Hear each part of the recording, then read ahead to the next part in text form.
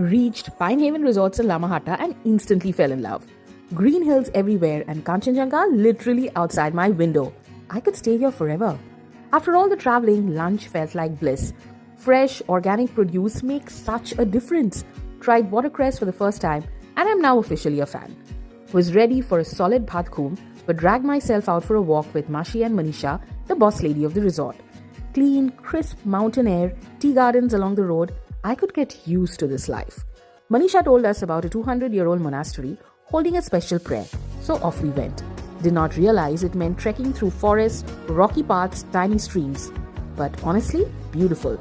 People had come from nearby villages, Nepal and even Bhutan for blessings from the Rinpoche. I joined the line too, felt blessed and humbled. Returned to the room, rested, and just when we were ready to hide under blankets, surprise bonfire and barbecue. Sitting by the fire, eating grilled chicken was pure joy.